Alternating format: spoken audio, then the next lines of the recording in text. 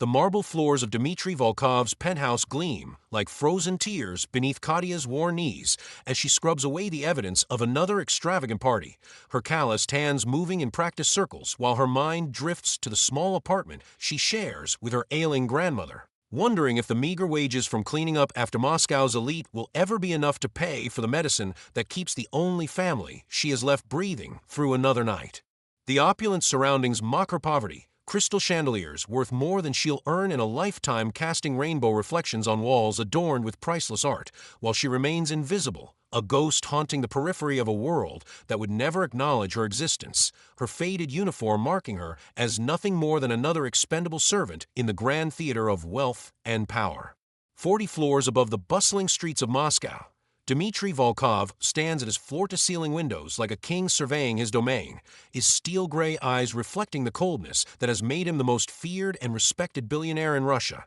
his empire built on calculated risks and the broken dreams of those who dare to challenge him. Yet tonight something feels different, an inexplicable restlessness gnawing at the edges of his perfectly controlled existence. The sounds of his guests' laughter and clinking champagne glasses filter through the penthouse, but he finds himself searching for something he cannot name, his fingers unconsciously adjusting the platinum cufflinks that cost more than most people's annual salary, while his mind wanders to boardroom conquests that no longer bring him satisfaction and women who worship his bank account but flee from the darkness in his soul. As Katya moves through the shadows of the great room, carefully avoiding the clusters of designer-dressed socialites who treat her like furniture, she catches glimpses of conversations about stock portfolios and luxury vacations that represent more money than she's ever dreamed of seeing, each overheard word a reminder of the insurmountable chasm between her world and theirs. Yet she holds her head high with a dignity that poverty could never steal,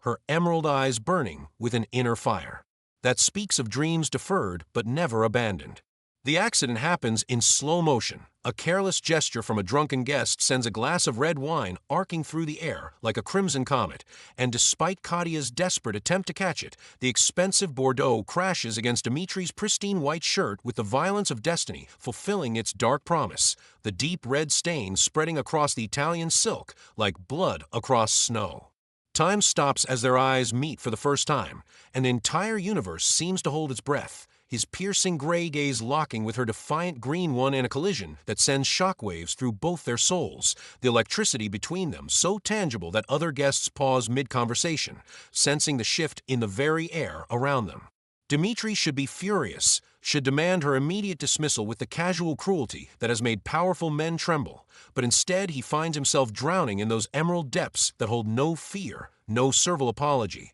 only a fierce pride that matches his own and a vulnerability that calls to something he thought died years ago in the frozen wasteland of his childhood. Katya expects rage, expects the cutting words that will end her employment and leave her grandmother without medicine, but what she sees in his eyes instead terrifies her more than anger ever could. Recognition, hunger, and a loneliness so profound it makes her heart clench with unexpected sympathy for this man who has everything yet somehow has nothing at all. The silence stretches between them like a taut wire ready to snap, while around them the party continues obliviously, neither of them aware that they've become the center of each other's universe in this single, suspended moment where class distinctions and social barriers seem as fragile as morning frost. She sees past the expensive suit and cold reputation to glimpse the boy who learned too young that love is a luxury the powerful cannot afford, while he sees through her humble circumstances to the strength of character that poverty has forged rather than broken,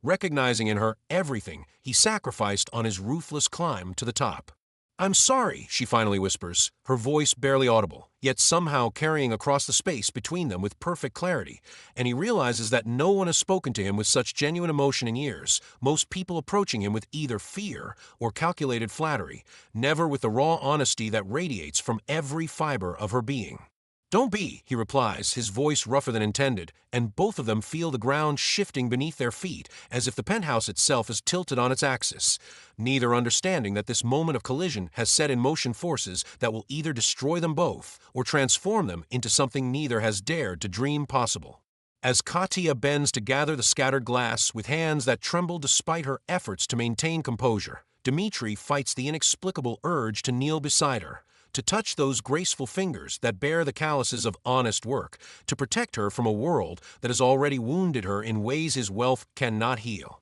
While she struggles against the magnetic pull of his presence that makes her forget every lesson about knowing her place that life has tried to teach her. For 3 weeks after the wine incident, Dmitry Volkov finds himself fabricating reasons to work from his penthouse instead of his downtown office, telling his bewildered assistant that he needs the quiet to focus on international deals while his real motivation moves through his home like a graceful phantom, her every gesture a study in understated elegance that makes his chest tighten with unfamiliar longing.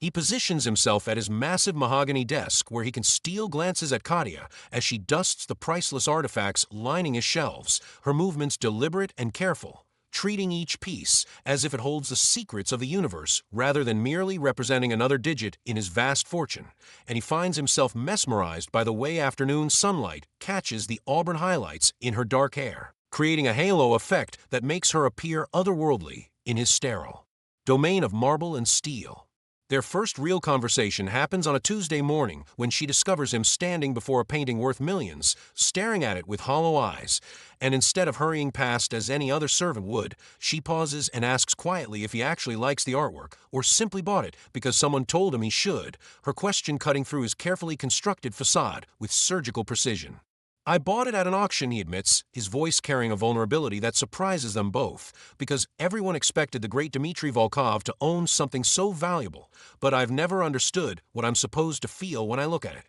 Katia steps closer, studying the abstract swirls of color with eyes that see beyond price tags and prestige, and tells him that art isn't about what others expect you to feel, but about what speaks to your soul. And when she describes how the painting reminds her of a storm breaking over the Moscow River, violent and beautiful simultaneously, he realizes no one has ever talked to him about beauty without calculating its monetary worth. These brief exchanges become longer conversations, then extended debates that stretch across hours as she works, his initial attempts to maintain proper distance crumbling under the weight of her fierce intelligence and unwavering hope that challenges every cynical assumption he's built his empire upon. When she speaks of dreams, her desire to become a teacher despite having no money for university, her plans to travel the world armed with nothing but curiosity and determination, he feels something stirring in the frozen wasteland of his chest, something he thought died when he learned that love is a luxury that makes men weak and vulnerable to their enemies. She argues passionately that poverty doesn't diminish dreams but makes them more precious, that struggling for something gives it meaning in ways that simply buying it never could, and he finds himself defending positions he's never questioned, their verbal sparring matches becoming the highlight of his otherwise empty days. The breaking point comes on a rain-soaked Thursday evening when he's working late in his study, the sound of her voice drifting through the partially open door like a siren's call, and he realizes she's singing while she cleans the adjoining library, her voice hauntingly beautiful as it weaves through a Russian lullaby her grandmother taught her. He moves toward the sound like a man in a trance, stopping in the doorway to watch her dust the leather-bound books that line his walls, her voice transforming the sterile space into something warm and alive, and the sight of her swaying gently to her own melody while completely unaware of his presence sends desire racing through his veins like liquid fire. The song speaks of lost love and enduring hope, her voice carrying the weight of generations of women who sang the same words while waiting for men who might never return from war, and Dmitry feels tears threatening for the first time since childhood, not just from the beauty of her voice, but from the realization that she represents everything pure and genuine that his ruthless pursuit of power has cost him. When she notices him watching, their eyes lock across the candlelit space, and the air between them becomes electric with unspoken desire, her song trailing off into silence that thrums with possibility and danger in equal measure. "Don't stop," he whispers, his voice rough with emotions he can't name, and she continues singing, this time directly to him, her eyes never leaving his face as her voice wraps around him like silk, and he knows in that moment that maintaining distance is no longer possible, that his heart has already chosen its path toward what his rational mind recognizes as inevitable destruction. The space between them seems to shrink without either moving, the magnetic pull of attraction so powerful that the very air seems to shimmer with sexual tension, and when she finishes the lullaby, the silence that follows is deafening, filled with everything they want to say and everything they know they shouldn't feel. Your voice is extraordinary, he manages, stepping into the library despite every instinct screaming that he should retreat to the safety of his office. And when she blushes, her cheeks flushing pink in the lamplight, he's struck by how genuine her modesty is compared to the calculated responses he receives from women who want something from him.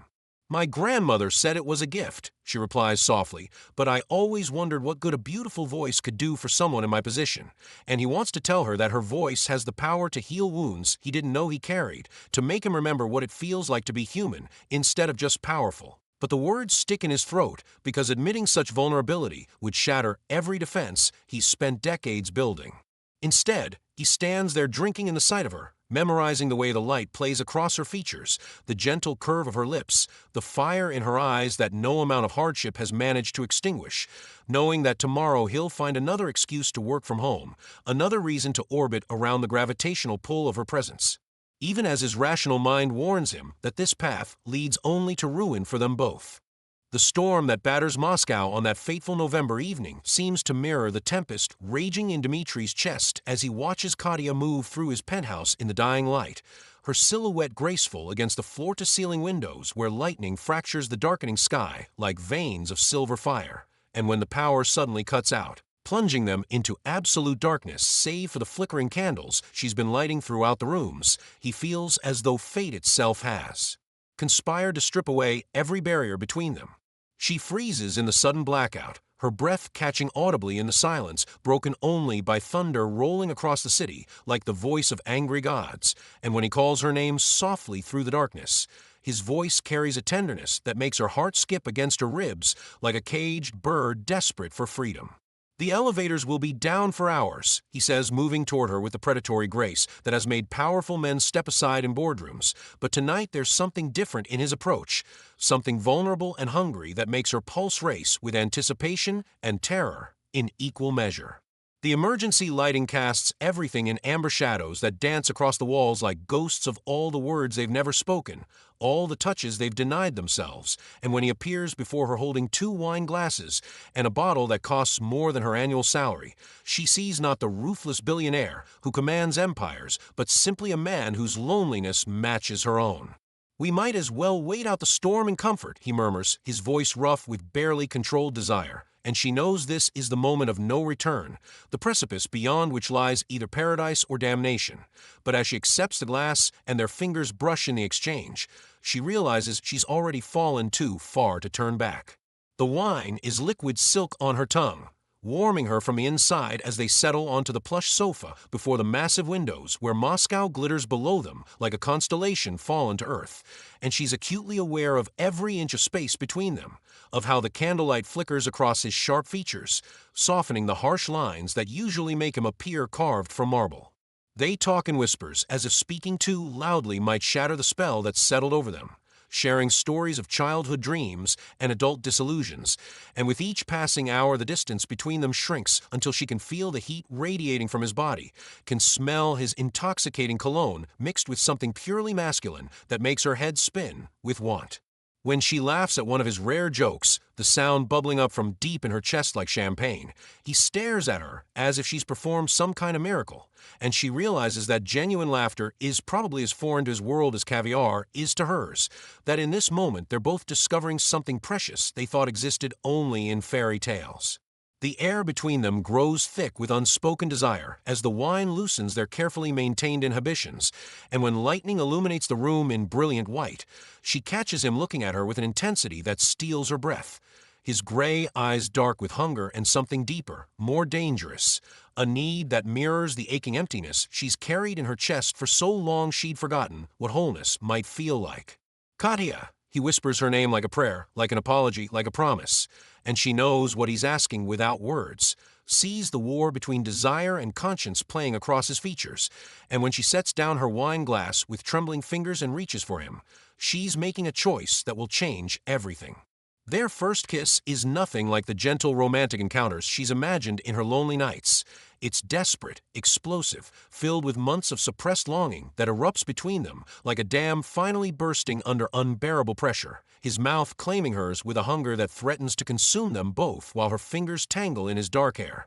pulling him closer as if she could merge their very souls through sheer force of will. He kisses her like a man dying of thirst who's finally found water, like she's the answer to every question he never knew he was asking, and she melts against him with a surrender so complete it terrifies and exhilarates her in equal measure, her body singing with sensations she never dreamed possible. His hands worship her with reverent touches that make her feel like a goddess rather than a maid, tracing the curve of her face, the line of her throat, the delicate bones of her shoulders as if he's memorizing every inch of her through his fingertips, and when he whispers that she's beautiful, she believes him for the first time in her life, believes that someone could see past her worn clothes and calloused hands to find something worthy of devotion. In the flickering candlelight, with thunder masking their whispered endearments and gasps of pleasure, class distinctions dissolve into irrelevance. There's no billionaire, no maid, only two souls recognizing their other half in the cosmic dance of perfect connection,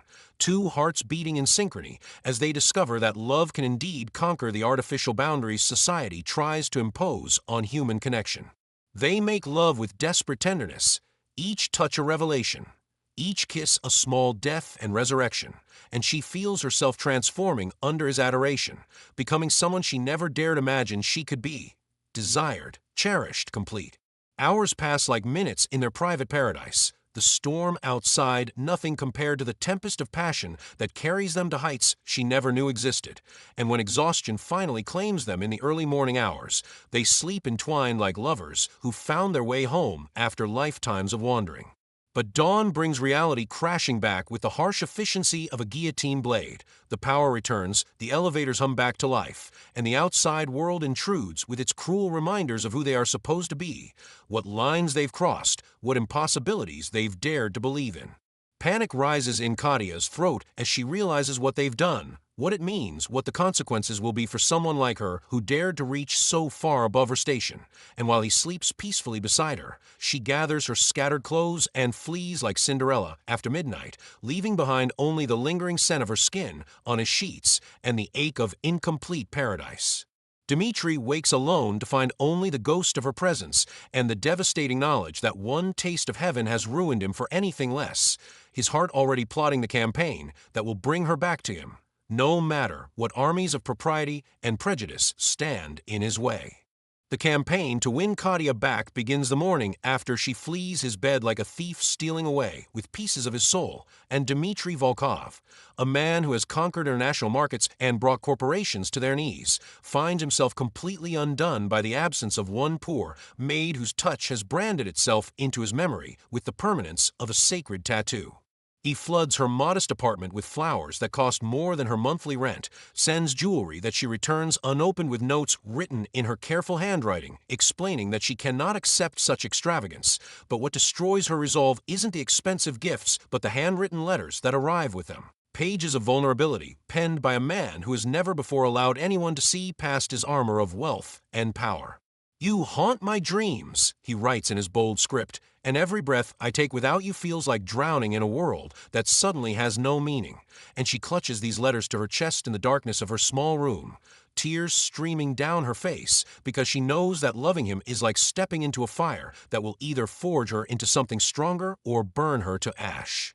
At work, she maintains the facade of professional distance, addressing him as Mr. Volkov with a formality that slices through him like glass. But her body betrays her every time he enters a room, her pulse quickening, her breath catching, her skin flushing with remembered heat that makes lying to herself impossible even as she tries desperately to erect walls between them. The tension becomes unbearable when he corners her in his private elevator one evening, his presence filling the small space until she can barely breathe, and when he whispers her name like a prayer against her ear, she melts despite every resolution to stay strong, her body recognizing its master even as her mind screams warnings about the dangerous game they're playing. One night, she breathes against his lips when he kisses her with desperate hunger. Just one night to get this madness out of our systems, but they both know she's lying. That one night will never be enough to satisfy the craving that has taken root in their souls like wildfire spreading through dry grass. Their secret affair becomes a dance with destruction as they steal moments wherever they can find them. Passionate encounters in his empty boardroom after hours, her body arched across the mahogany table where he makes billion-dollar decisions, his mouth worshipping her skin while she bites back moans that would echo through the silent building like confessions of their mutual surrender to this impossible love. They make love against the floor-to-ceiling windows of his office, the lights of Moscow spreading below them like scattered diamonds while she clings to him with desperate intensity, knowing that anyone with a telescope could witness their forbidden union, but finding danger only adds fuel to the fire consuming them both. In shadowy corners of expensive restaurants where he takes her on dates disguised as business meetings,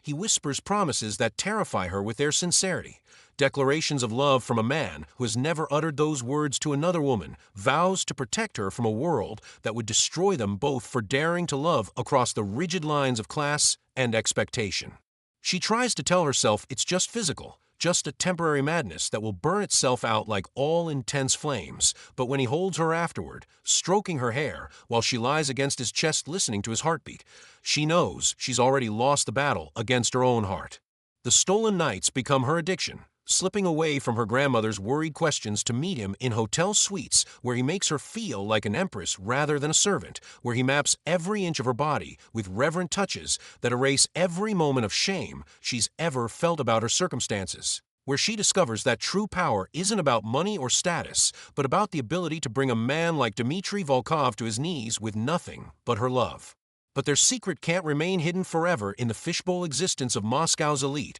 and she notices the other maids whispering when they think she can't hear, commenting on her newfound confidence, the way she carries herself with the quiet dignity of a woman who knows she's cherished, the expensive lingerie they glimpse beneath her uniform that no one in her position should be able to afford. His business rivals begin circling like sharks scenting blood in the water, noting his distraction during crucial meetings, the way his attention drifts when he should be focused on hostile takeovers and market manipulations, and she overhears one of his assistants on the phone mentioning how the great Dmitry Volkov seems to have developed a weakness that his enemies are eager to exploit. The danger becomes real when she arrives at work to find other members of the cleaning staff eyeing her with suspicion and resentment, their whispered conversations falling silent when she enters a room, and she realizes that their love affair has painted a target on her back that could destroy not just her job, but her entire future. During a heated argument in his study where she begs him to end their relationship before it destroys them both, he backs her against his bookshelf and kisses her with such desperate passion that books tumble to the floor around them like falling stars.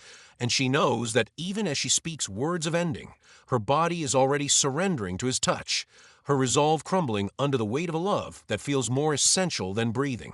"I would burn my entire empire to ash before I let you go," he growls against her lips, his hands tangled in her hair, his eyes blazing with an intensity that both thrills and terrifies her, and she believes him completely because she can see in his face that he's already chosen her over everything else he's ever valued, that loving her has become more important than the power he spent his entire life accumulating. They're playing with fire now, she knows, dancing on the edge of a precipice that could send them both tumbling into ruin. But when he makes love to her with desperate tenderness against the leather sofa in his study, whispering Russian endearments against her skin while the city lights twinkle beyond his windows like distant stars, she realizes she's already burned beyond the possibility of retreat, that whatever flames consume them, she'll gladly burn in his arms rather than live another day in the cold wasteland of life without him.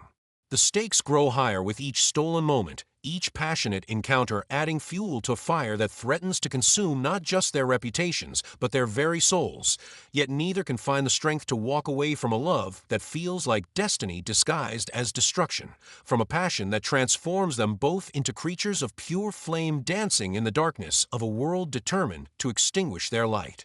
The evening when Dmitry Volkov decides to risk everything for love begins like any other, with Katya moving through his penthouse in the golden hour before sunset, her graceful figure silhouetted against windows that frame Moscow's skyline like a Renaissance painting. But tonight there's something different in the air, a charged electricity that makes her skin prickle with anticipation even as she tries to focus on her work, unaware that the man who's already surrendered his heart to her is orchestrating the most important moment of both their lives. He watches her from the shadows of his study, his pulse hammering against his ribs like a caged bird desperate for freedom, the small velvet box in his jacket pocket feeling heavier than all the corporate contracts he's ever signed, and when she kneels to clean the same marble floor where she once spilled wine on his shirt, the spot where their worlds first collided with the force of destiny, he knows the moment has arrived to either claim their future or lose her forever to the fear that keeps trying to convince them both that love, like theirs, is impossible.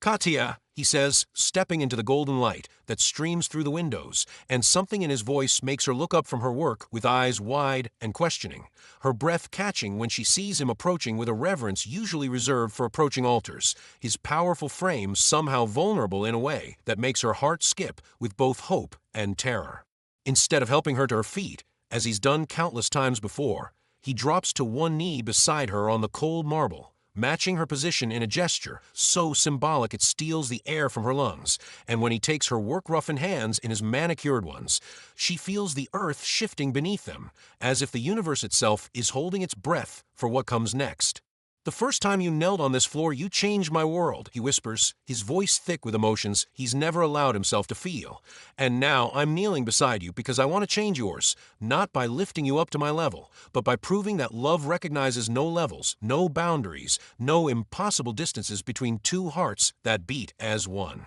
The ring he slides from the velvet box catches the dying light like captured starfire, a stone so perfect and rare that it represents not just his wealth, but his absolute devotion to the woman who has taught him that true riches can't be measured in dollars or market shares, but in the way someone's smile can illuminate the darkest corners of a soul he thought was beyond redemption. Through tears that blur her vision, but can't dim the blazing intensity of this moment, she sees not the billionaire proposing to his maid, but simply the man she loves offering her a future that seemed as impossible as touching the moon. And when she whispers yes, through sobs of joy and terror, she knows she's crossing a line from which there will be no return, stepping into a world that will either elevate her to heights she never dreamed possible, or destroy her completely. Their kiss seals the promise with desperate passion, both of them tasting salt from tears they can't stop shedding. And as he slides the ring onto her trembling finger, she feels herself transforming from Katya the maid into someone she's never been before, a woman worthy of being chosen by the most powerful man in Russia, even as a voice in her head whispers warnings about the battles that await them both. The announcement to his elite circle comes at the monthly gathering of Moscow's most influential power brokers, a room full of sharks in designer suits who've been circling Dmitri's empire for years waiting for any sign of weakness. And when he stands before them with Katya at his side, her simple beauty making every surgically enhanced socialite in the room look like cheap imitations of genuine grace, the silence that follows his words could cut diamonds. "I'm marrying the woman I love," he declares with the same confidence he once used to announce hostile takeovers, his arm around Katya's waist both protective and possessive, and she feels the weight of hundreds of calculating stares measuring her worth, finding her lacking, dismissing her as a temporary madness that will soon pass like fever dreams always do. Some of the responses are venomous, whispered comments about gold diggers and fortune hunters that make her cheeks burn with shame, while others grudgingly admire the romantic gesture, calling it the love story of the century, but all of them recognize that this moment marks a seismic shift in the carefully maintained hierarchy of their exclusive world. The wedding planning becomes a battlefield where every decision feels loaded with significance, from choosing a venue that won't make her feel insignificant to selecting a dress that can transform a cleaning woman into a princess without losing the essential authenticity that made him fall in love with her in the first place. And through it all, she struggles with an imposter syndrome, so intense it sometimes leaves her gasping for air in the middle of luxury boutiques that smell like money and privilege. Her grandmother's reaction is a mixture of joy and terror that mirrors Katya's own conflicted emotions, pride in her granddaughter's transformation warring with fear that this fairy tale will end in heartbreak. And late at night, when the old woman thinks Katya is sleeping, she prays to icons of saints who protect the innocent from machinations of those who wield power like weapons. Meanwhile, Dmitri faces his own war as his board of directors calls emergency meetings to discuss what they politely term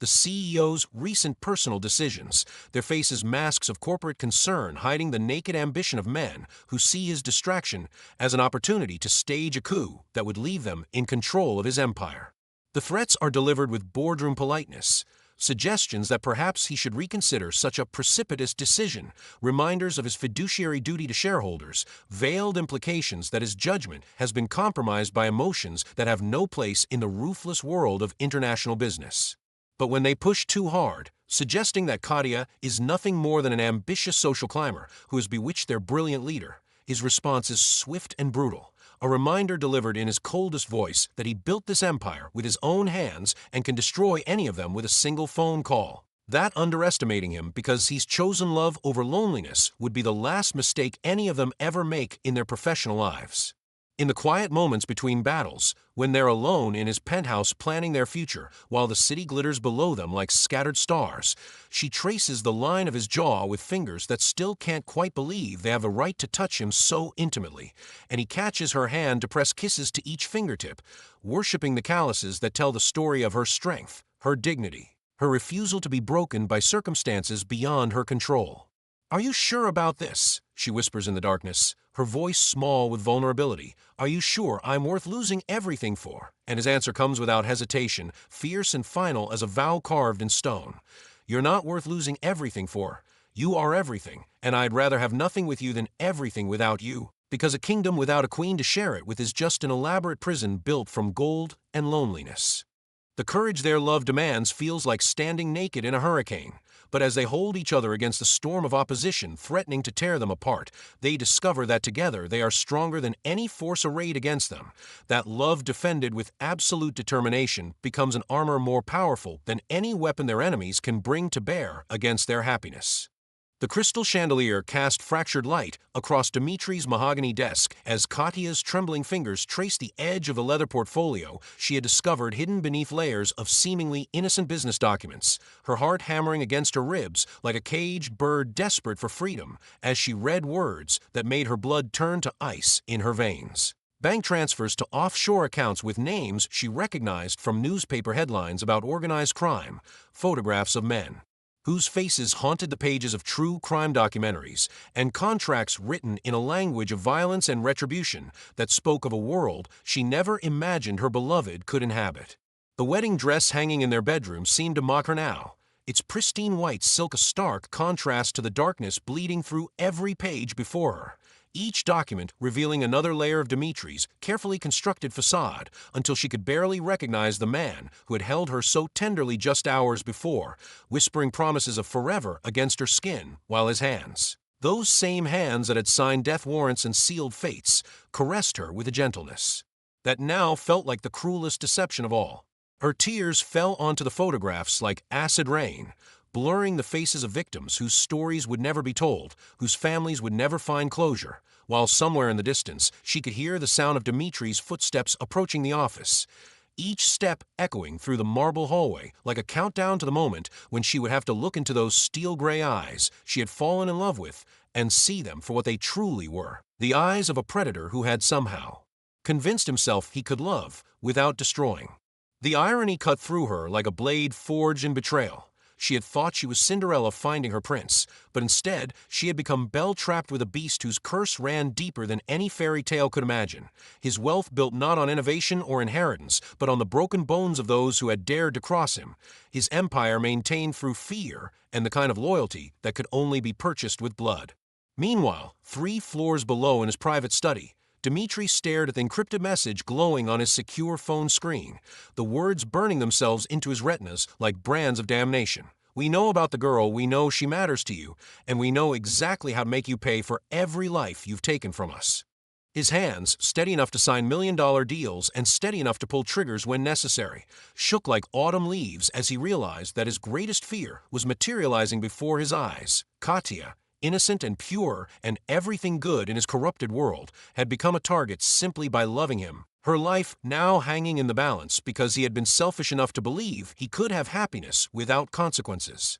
The phone buzzed again with another message, this one accompanied by a photograph that made his blood freeze. Katya at the cafe where they had first met, unaware that predators had been watching, cataloging her routines, learning her vulnerabilities, turning her love into his greatest weakness. He had built walls around his heart for 34 years, had learned to love nothing and no one because love was a liability in his world, a crack in the armor that enemies could exploit, yet one look at Katya's radiant smile had shattered every defense he had carefully constructed, leaving him exposed and desperate and willing to risk everything for the chance to wake up beside her every morning for the rest of his life. The cruel mathematics of his existence had always been simple. Power equaled survival. Fear equaled respect, and isolation equaled safety, But Katya had rewritten every equation with her gentle touch and her unwavering faith in his capacity for goodness, seeing something in him that he had long believed dead and buried beneath years of necessary violence and calculated cruelty. Now, as he stared at her photograph on his enemy's phone, he understood with crystalline clarity that loving her had been both his salvation and his damnation, that in trying to protect her by keeping his secrets, he had only made her more vulnerable, that every kiss they had shared had been a signature on her death warrant, and that the choice before him was not between love and duty, but between her life and his selfish desire to keep her in his world. The weight of his sins pressed down on him like a mountain of corpses. Each life he had taken or ordered taken now standing between him and the woman who had taught him what it meant to feel human again. And as he heard her footsteps in a hallway above, probably returning from whatever innocent errand had occupied her afternoon, he realized that the most loving thing he could do would be to let her go, to break her heart completely and irrevocably so that she would run far from him and never look back, even though doing so would destroy the only good thing he had ever known and leave him alone in the darkness he had spent a lifetime creating. The wedding dress hung like a ghost in their bedroom as Katya burst through the doors of Dmitri's penthouse suite, her eyes blazing with a fury that could have melted the Moscow snow falling outside their floor-to-ceiling windows, the manila folder in her trembling hands containing enough evidence to destroy empires and shatter hearts. Each document a dagger aimed at the very foundation of everything they had built together over these intoxicating months of stolen kisses and whispered promises. "Tell me it's not true," she whispered, her voice breaking like crystal against marble as she threw the photographs across his mahogany desk, images of blood-soaked warehouses and men whose faces would never smile again scattered between them like fallen leaves of their dying love story, while Dmitri stood frozen in his $1,000 suit, his steel-gray eyes reflecting a pain so profound it seemed to echo through the very walls of the fortress he had built around his heart. The silence stretched between them like a chasm carved by years of deception, until finally his shoulders sagged with the weight of carrying secrets that had grown too heavy for even his powerful frame to bear, and when he spoke, his voice was the sound of a man watching his world collapse in slow motion. "Every word in those files is true, Katya, every photograph, every transaction. Every life that was taken to build the empire that allowed me to meet you, to love you, to believe for one beautiful moment that I could be something more than the monster I've always been." Her knees buckled as if his confession had physically struck her, her hands gripping the edge of his desk as she struggled to remain standing while the room spun around her like a kaleidoscope of shattered dreams, because she had hoped against hope that there would be some explanation, some justification that could somehow make sense of the horror she had discovered. But instead, she found only the brutal honesty of a man who had finally stopped running from his demons. "My father," she gasped, pulling out a photograph that had haunted her since she found it, a man who looked heartbreakingly like her, lying motionless in what the police report called an industrial accident, but what she now knew was cold-blooded murder. "You killed my father, Dmitri. You took him from me when I was 17 and struggling to survive. And then you had the audacity to fall in love with his daughter as if the universe was playing some sick cosmic joke." The admission hung between them like a noose, and she watched as recognition dawned in his eyes, saw the exact moment when he realized that fate had orchestrated the cruelest possible punishment for his sins by making him fall desperately, irrevocably in love with the daughter of a man whose death he had ordered without a second thought, a man whose only crime had been refusing to sell his small construction company to make way for one of Dmitri's developments. "I didn't know," he whispered, reaching for her with hands that suddenly seemed stained with her father's blood. "Katya, I swear on everything I hold sacred, I didn't know who you were when I fell in love with you. I would never have." But his words died as she recoiled from his touch as if it burned, her green eyes now looking at him with the same expression of terror and revulsion that had haunted his nightmares for years, the look of someone finally seeing him for what he truly was. "You held me in these arms," she sobbed, her voice raw with betrayal. "You made love to me with the same hands that signed my father's death warrant. You whispered sweet promises while building our future on his grave. And I was fool enough to believe that someone like you could actually love someone like me without ulterior motives." The engagement ring, a flawless diamond that had cost more than most people earned in a lifetime, slid from her finger with devastating finality, hitting the marble floor with a sound that echoed like a gunshot through the vast emptiness of the penthouse that had once felt like home, but now felt like a beautiful prison built on foundations of blood and lies. "I loved you," she whispered, And those 3 words in past tense struck him harder than any physical blow ever could. I loved you with every fiber of my being. I would have followed you anywhere, would have given you everything I had to give, but was all built on a lie, wasn't it? All of it was just another transaction in your empire of darkness. The Moscow night beckoned beyond the windows like a promise of freedom, and as she turned toward the door, Dmitri finally found his voice, his desperate words chasing after her like prayers thrown into a hurricane. "Katya, wait, please, don't leave me like this. Don't let his death destroy the only pure thing I've ever known. I'll give it all up, the money, the power, everything. I'll tear down this empire brick by brick if it means keeping you." But she was already gone, disappearing into the elevator that would carry her away from him and back to the world of ordinary people who didn't build their happiness on other people's suffering, leaving him alone with his guilt and his billions and the terrible realization that all the power in the world couldn't bring back the dead or undo the sins that had finally come home to roost. Standing in the wreckage of their love story, surrounded by the evidence of his crimes and the ghost of the wedding that would never be, Dmitri understood with crystalline clarity that he faced an impossible choice. He could remain the king of his dark empire, ruling through fear and maintaining power through violence, or he could become the man that Katya had believed him to be, but he couldn't have both. And for the first time in his life, the choice seemed heartbreakingly obvious. The winter had grown harsher with each passing month, a mirror of the emptiness in Katya's soul as she dragged herself through long days of endless work in cramped cafes and dim laundries, her hands cracked and raw, her eyes carrying the weight of sleepless nights haunted by the memory of a man who once held her as though she was the center of his universe, and yet left her shattered on the cold floor of reality. She whispered his name in the silence of her loneliness, Dmitri, as though the syllables themselves could conjure the warmth of his embrace, but all they gave her was a dull ache in her chest, a cruel reminder of a love too powerful to be forgotten, too dangerous to be sustained, and still, somewhere in her trembling body, the undeniable truth of life growing inside her, his child, their child, became a secret heartbeat that both terrified and comforted her, for with every flutter she felt, she saw his piercing gray eyes, the touch of his hand at her waist, the way his lips once claimed hers as if they were destined to live and die together. Yet she told no one, not even herself fully, too afraid of what it would mean to reach out, too afraid that he would reject not just her, but the fragile proof of the nights they had stolen from the world. Across the city, Dmitri sat in his penthouse, the empire he had built collapsing around him like sand slipping through clenched fists, the boards circling him like vultures, threatening to strip him of everything. And still, the greatest loss was not his wealth, nor the power he could feel slipping away, but the hollow silence of her absence, the absence of the only woman who had dared to stand against him, who had cursed him, defied him, loved him with a purity that his billions could never. Every morning he stared at his reflection and saw not the ruthless king of Moscow's business elite, but a broken man drowning in regrets, numbing himself with brandy, haunted by the memory of her laugh, her tears, her body entwined with his beneath silk sheets, and yet he did not know of the child, the living echo of his passion that now bound him to her more tightly than chains. For he had resolved to sell what remained of his shadowed empire, cut ties with the criminal veins that had fed his fortune, and disappear into exile, far from the boardrooms and betrayals, far from the city where every street corner whispered her name.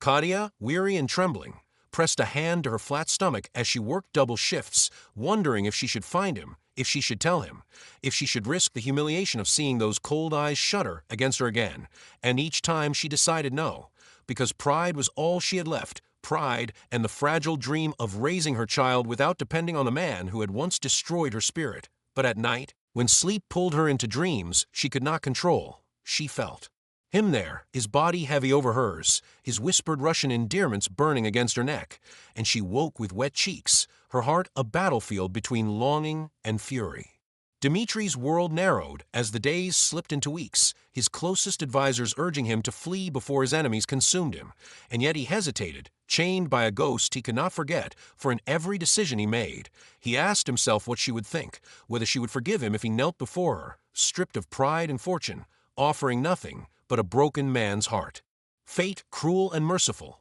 does not listen to pride, and it was fate that placed them on a collision course again, though neither expected it. Katya walking home beneath the heavy snow, her coat too thin, her body trembling not just from cold, but from exhaustion of carrying life within her, and Dmitri, stepping out of his black car, wrapped in a coat of power that no longer warmed him, his eyes catching hers across the frozen street, as though the months apart had been a dream, as though every wound, every betrayal, every whispered lie and broken promise vanished in that single, unbearable moment when their gazes locked. She froze, breath caught in her throat, her instincts screaming to turn away, to protect herself, to protect the secret, but her heart betrayed her, racing wildly at the sight of him, the man who was both her ruin and her salvation. And he, standing there with the snow clinging to his dark hair, felt something inside him collapse, an empire of loneliness crumbling as he saw the woman he had tried to erase from memory, alive, fragile, more beautiful than his tormented dreams had ever allowed.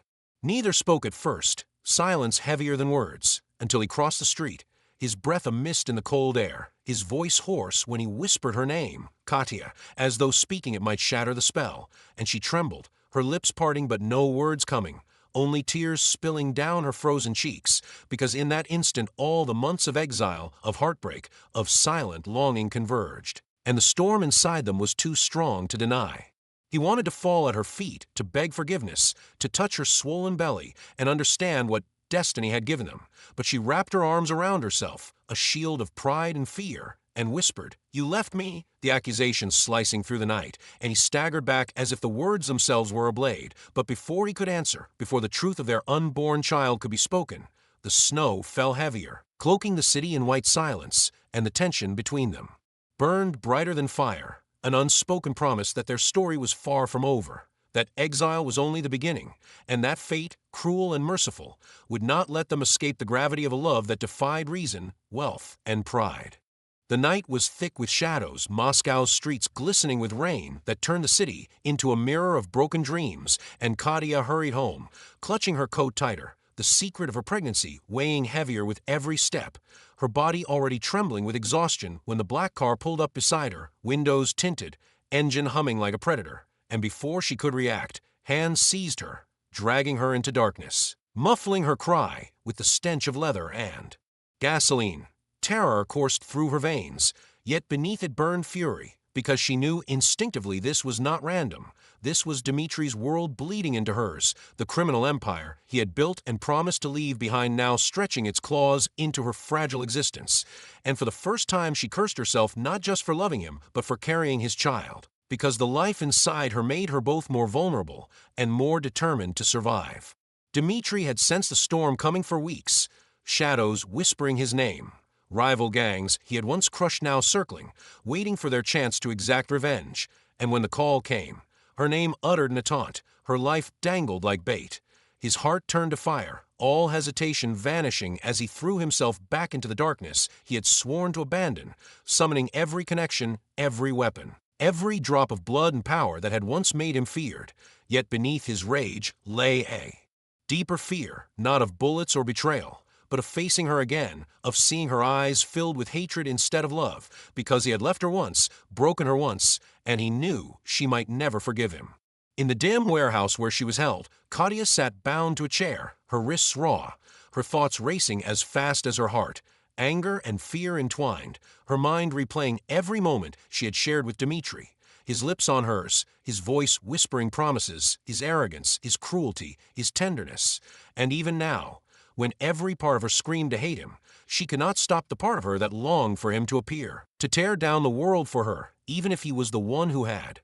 built the world that now threatened her life. When the doors burst open and Dmitri strode in, black coat billowing, eyes burning with a fury that made men step back in fear, she gasped, not with relief, but with a storm of emotions that nearly broke her, because here he was, the man who destroyed her, the man who owned her heart still, the man who was about to kill for her. And when he cut through her captors like a storm of vengeance, the warehouse filling with gunfire and shouts, she could not look away, could not deny that this dangerous, ruthless side of him was as much a part of him as the man who once kissed her tears away. When it was over and the silence fell heavy, smoke and blood thick in the air, Dmitri fell to his knees before her, untying her bonds with trembling hands, his voice rough. "Katya, are you hurt?" And she slapped his hand away, tears blurring her vision, her voice breaking with fury. "You did this to me. Your world, your enemies, your sins. Do you see what they've done?"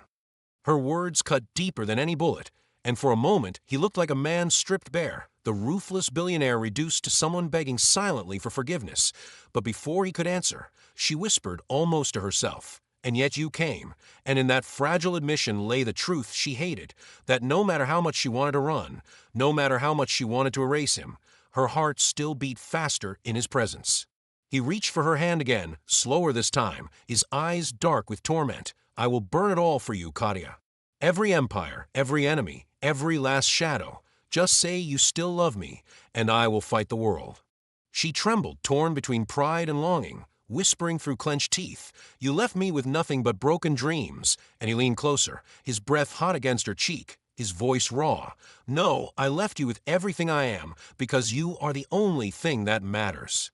Their lips hovered inches apart, anger and desire colliding like fire and gasoline, and though she wanted to push him away, when his mouth claimed hers the kiss was explosive, filled with all the pain, betrayal, and longing they had tried to bury, a kiss that stole her breath and branded her soul, and for one moment the world outside, the gangs, the guns, the danger, ceased to exist. Yet the storm was not over, for as the sound of engines roared outside and bullets shattered the windows, Dmitri pulled her against him, shielding her body with his own, his gun already raised, and he whispered fiercely, "Stay with me, fight with me, Katia, we survive this together, or not at all." Her eyes burned with tears, her hand instinctively covering her belly, and though he did not know of the child, she understood in that moment that her life, their lives, were bound forever. And she nodded, strength surging through her, because even if pride told her to run, even if logic told her to hate, her heart had already chosen, and together, as bullets tore through the night, they fought side by side, rediscovering not just their passion, but the truth that no betrayal, no danger, no empire of shadows could ever kill the love that had once set them both on fire. The night crackled with the tension of endings and beginnings, the final battle between love and destruction unfolding beneath the bruised Moscow sky as Dmitri stood tall, his black suit torn and bloodied, his fortune scattered like ashes around him. The empire he had once ruled with ruthless certainty now nothing but smoldering ruins of betrayal and greed, and across the chaos his gaze found Katia, fragile yet fierce, her hand instinctively pressed to the swell of her belly as if shielding their unborn child from the violence of the world, and in that single moment he knew there was no throne, no wealth, no ruthless empire worth more than the fragile miracle of the woman who had brought him to his knees. Gunfire shattered the silence, enemies closing in with snarls and curses, but Dmitri fought like a man reborn, not for power, not for pride, but for the chance to live a life cleansed of shadows, a life built on the fragile but unbreakable bond that had survived betrayal, exile, and fire. And Katia, trembling but unyielding, stayed by his side, throwing her trust into the storm of his protection, her heart whispering forgiveness even as her lips trembled with doubt. The final rival fell, the echoes of violence fading into the night, and Dmitri stood breathing hard, chest heaving, his hands shaking not from fear, but from the sheer weight of sacrifice, for in destroying the last remnants of his empire, he had torn away the very skin of the man he once was, leaving only the man who loved her, the man willing to be nothing but hers. He turned to Katia, his eyes no longer the cold steel of a billionaire, but the raw vulnerability of a man stripped of pride, and whispered, "It's over, Katia. I have nothing left but you, and if you'll have me, I will spend every breath proving that love was the only empire I was ever meant to build." Her eyes filled with tears, her heart cracking open, because she saw in him not the ruthless king who once broke her, but the man reborn by fire, humbled by loss, redeemed by love, and though fear and scars still lingered in her soul, she reached for him, pressing his blood-stained hand to her heart, whispering, "Then give me you, Dmitri, not your fortune, not your power, just you, because that was all I ever wanted." The kiss that followed was not of desperation or anger, but of surrender, slow and trembling, a sealing of wounds, a promise that the war between them had ended, and that together they would write a story no enemy could erase. Months later, the air was softer, spring painting the city with light, and their second wedding was nothing like the opulent, hollow spectacle that once tied them in chains. There were no chandeliers dripping with diamonds, no guests measuring fortunes, no ruthless men in tailored suits whispering deals in the shadows, only a small chapel warmed by candlelight, the scent of roses and bread. Their closest friends gathered not for power but for love, and as Katia walked down the aisle in a simple, white dress, her hair loose around her shoulders, Dmitri felt his knees weaken, his heart aching with reverence, because she was not just his bride, she was his savior, his absolution, his future. When they spoke their vows, they were not promises gilded with wealth, but truths carved from pain and rebirth. His voice steady as he swore to honor her with his life, her voice trembling as she swore to believe in the man he had become. And when they kissed this time, it was not a collision of pride, but a merging of souls, the quiet victory of two broken hearts choosing each other again against impossible odds. And when their child was born, a small, perfect life cradled in Kadia's arms, Dmitri wept for the first time, without shame. His lips pressed to the tiny forehead as Kadia whispered, "This is our greatest treasure." And he knew it was true, for the child was not just their blood, but the living proof that love had conquered every shadow. They stood together, no longer billionaire and maid, no longer king and captive, but man and woman, father and mother, two souls who had been tested by fire, scarred by betrayal, and yet chose love above all else. And as the sun rose outside their window, bathing their new life in light, they understood they had won the only victory that mattered, the triumph of a love that had been broken, remade, and proven indestructible, a love that would carry them, and the family they had created, into forever.